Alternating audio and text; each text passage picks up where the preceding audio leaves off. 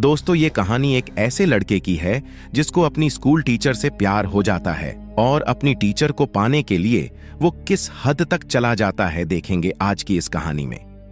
तो कहानी की शुरुआत लाना नाम की एक स्कूल टीचर को दिखाते हुए होती है जो एक मैरिड वूमेन थी। उसकी एक बेटी थी जिसका नाम था राशा।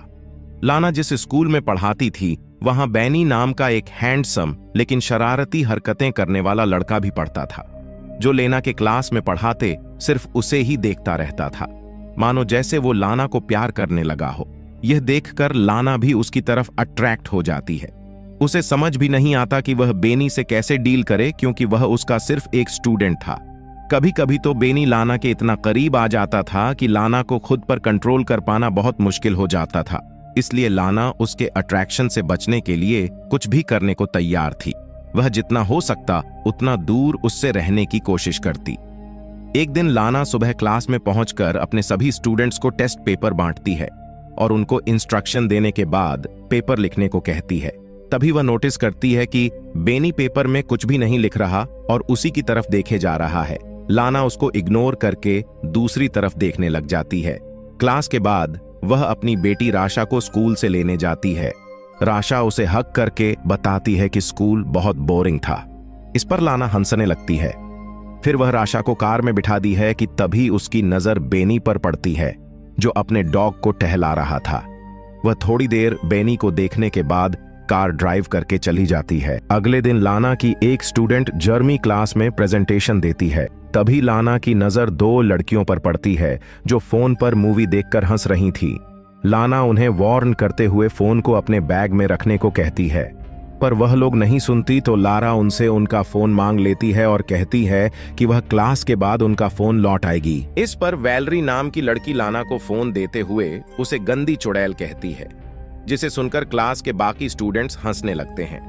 लाना उस लड़की को कहती है कि वह स्कूल अथॉरिटी से उसकी शिकायत करेगी। जब ब्रेक के टाइम लाना चाय पी रही थी तभी अचानक उसकी नजर बेनी पर पड़ती है, जो वैलरी को परेशान कर रहा था। बेनी वैलरी के बैग से सारा सामान निकालकर फेंक देता है। इतना ही नहीं, वह उसकी साइकिल को भी पटक कर खराब कर देता है। इस घटना के बाद लाना स्टाफ रूम में बैठी एक दूसरी टीचर के साथ बेनी के बारे में बात करती है। वह उसे बताती है कि वह बेनी के बारे में क्या सोचती है और बेनी कैसे रिएक्ट करता है। वह उस टीचर से उसकी राय लेना चाहती थी, पर वह टीचर कंफ्यूज हो जाती है और उसे समझ नहीं आता कि क्या राय दे। तब लाना उससे कहती है कि उसे परेशान होने की जरूरत नहीं। अगले दिन क्लास के बाद लाना बेनी से कहती है कि वह उससे कुछ बात करना चाहती है।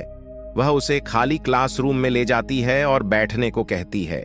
फिर उसका हाल चाल जानने के बाद वह उससे पूछती है कि उसे स्कूल में अच्छा लग रहा है या नहीं, पर बेनी उसकी किसी भी बात का जवाब नहीं देता और उल्टा लाना से पूछता है कि वह उससे क्या चाहती है।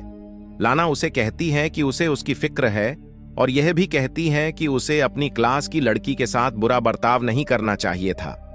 फिर उसे समझाते हुए वह उसके घुटने पर हाथ रखकर कहती है कि उसे कोई हेल्प चाहिए तो बताएं, पर बेनी उसके हाथ की तरफ देखकर मुस्कुराने लगता है तो वह तुरंत अपना हाथ हटा लेती है। बेनी कहता है कि उसे नहीं लगता कि वह सचमुच उसकी हेल्प करना चाहती है। लाना कहती है कि उसे उसके फ्यूचर की फिक्र है, क्योंकि पिछले टेस्ट में वह फेल हो गया था। लाना की बात सुनकर बेनी हंसने लगता है और कहता है कि फालतू की बातें करने की जगह वह सच बताए कि वह उससे क्या चाहती है। लाना को कोई जवाब नहीं सूझता तो वह मीटिंग का बहाना करके वहां से चली जाती है, लेकिन जाने से पहले बेनी से कहती है कि जो कुछ भी वह कह रही थी वह उस पर गौर करे। अगली सुबह दौड़ने के बाद वह सांस लेने के लिए एक झील के पास रुक जाती है। सीन शिफ्ट होता है और क्लास के बाद वह देखती है कि बेनी का बैग जमीन पर पड़ा था। वह आसपास नजर दौड़ाती है कि कोई उसे देख तो नहीं रहा। फिर वह बेनी के बैग से उसका स्वेटर निकालकर सूंघती है और वापस बैग में रख देती है। फिर दरवाजा खुलने की आवाज सुनकर वह वॉशरूम में चली जाती है और वहां झुककर नल से पानी पीने लगती है। इसके बाद जैसे ही वह उठती है, अपने सामने बेनी को देखकर नर्वस हो जाती है। बेनी उसके बाएं को पकड़ लेता है और उसका हाथ हटा देती है, पर बेनी मुस्कुराते हुए दोबारा वहीं हाथ रख देता है और आगे बढ़कर उसकी गर्दन पर किस करता है। वह उसकी बाहों में खो जाती है, पर तुरंत ही होश में आकर उसे रोक देती है और कहती है कि उन दोनों के बीच दोबारा यह सब नहीं होना चाहिए, और उसे धमकी देती है कि वह इसके लिए उसे स्कूल से निकलवा भी सकती है। वह बेनी से कहती है कि वह आग से खेल रहा है, और जैसे ही जाने के लिए मुड़ती है, बेनी चिल्लाकर कहता है कि वह यह सब करना चाहती है, पर लाना कहती है कि वह अपने किसी भी स्टूडेंट से प्यार नहीं कर सकती। अगले दिन स्कूल के हॉल में बेनी लाना से कहता है कि वह क्लास के बाद उससे मिलना चाहता है, पर वह मिलने से इनकार कर देती है। बात करते हुए वह लोग स्टेयर्स की तरफ चले जाते हैं। लाना कहती है कि उन दोनों के बीच जो कुछ भी हुआ था, इसके लिए वह शर्मिंदा है।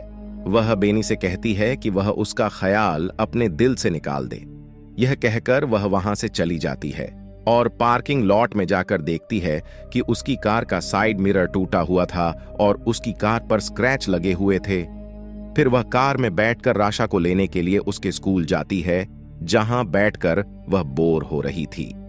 सीन शिफ्ट होता है और हम लाना को अपने घर पर गार्डनिंग करते हुए देखते हैं। उसका हस्बैंड वॉर्ड उससे पूछता है कि उसकी कार को स्क्रैच कैसे लगा, तो वह कहती है कि वह लैंप पोस्ट से टकरा गई थी।